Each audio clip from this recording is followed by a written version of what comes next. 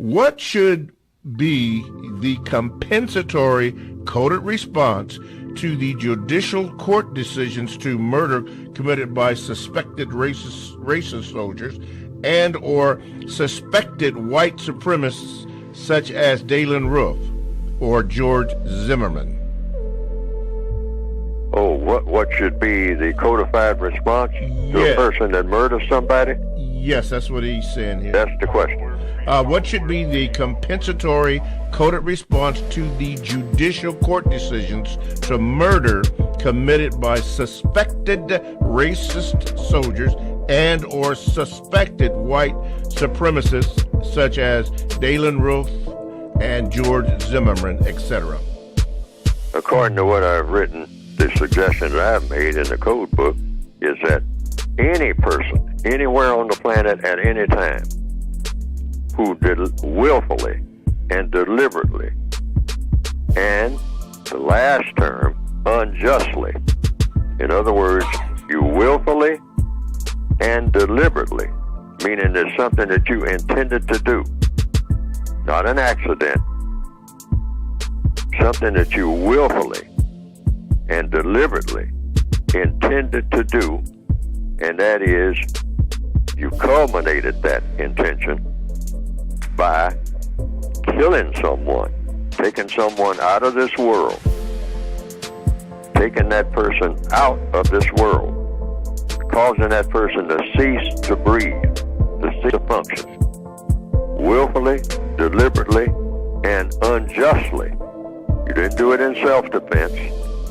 You did it because you just said that that person should be dead on account of you wanted to rob them, or you have some ideology about them being dead and you got something against them.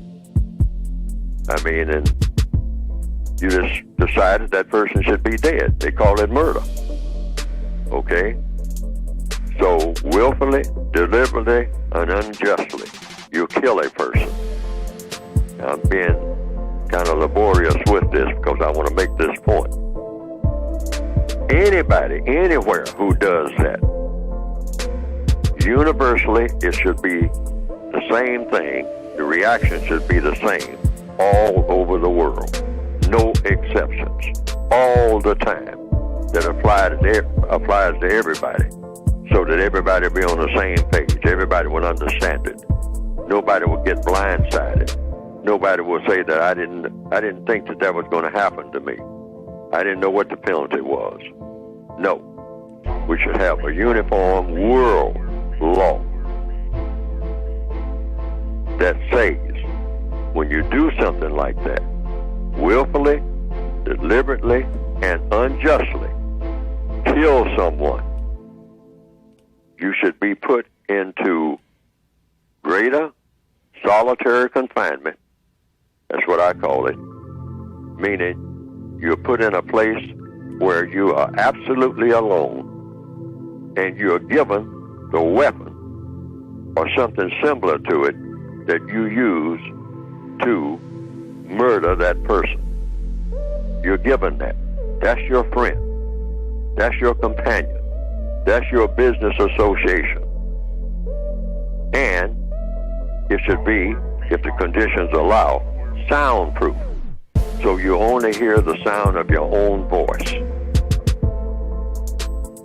Because you have made a so-called life and death decision about somebody else. So that means that you consider yourself to be something special. So you should hear yourself talk for the rest of your days and not hear anybody else ever say anything at all about anything. Because apparently you can't get along with people.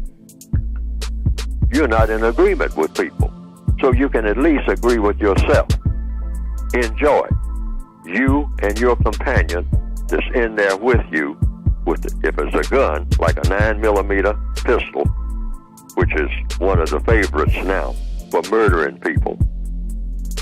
One bullet in there. One bullet in that 9mm pistol that you use to kill those people with, or that person with. And that should be put in a case on a wall if the conditions allow, with a light shining on it, and that's the light that you will be looking at all the time until you decide to do with that pistol what you did to the pistol, to the other people with that pistol. That should be the deal. It doesn't get no better than that. Nobody kills you. Nobody tells you when you will die or if you will die. You will be fed through a trapdoor once a day because you're not going to be using a lot of energy because you ain't going nowhere. But you can sit there and talk to your friend, your companion, your business associate. You all agreed to do what you were going to do. So that should be the deal. That setup should be set up everywhere on the planet. No exceptions. See, people think this thing about going around killing people is some type of fun. We're going to take all the fun out of that. But nobody's going to punish you. This thing of paying somebody to kill somebody hiding behind a wall and getting paid by the so-called state to pull a lever on someone or to poison somebody. And then you have spectators there, sitting there, maybe family members of the deceased, I understand, in some instances. And they look through a glass and they see the person die.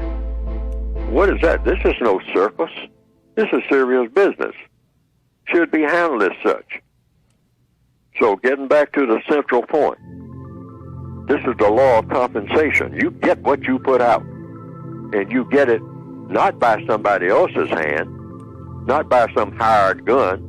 Get rid of that hired gun thing. Say, no, you can sit there, you're going to eat, and you're going to sleep, and you're going to talk to your friend. Because it looks like you're having difficulty getting along with anybody else, but you and your friend, y'all got a good business deal going. So you sit there and talk to your friend forever. You can sit there until you're 140 years old if you want to. You're going to be fed every day an excellent meal. But you're not talking to nobody, not a guard. And don't get a toothache or your friend. You can load up, put that one bullet in that chamber of that 9mm and blow that tooth out. Because that's the only way you're going to get it out. Why? Because the person that you kill can't do anything. You at least have some type of leeway to do something. But it leads to the same place that you sent those people that you sent away from here.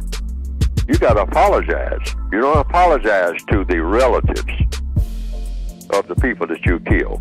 That doesn't make sense. That's not logical. You apologize to the people that you killed. And there's only one way to do that.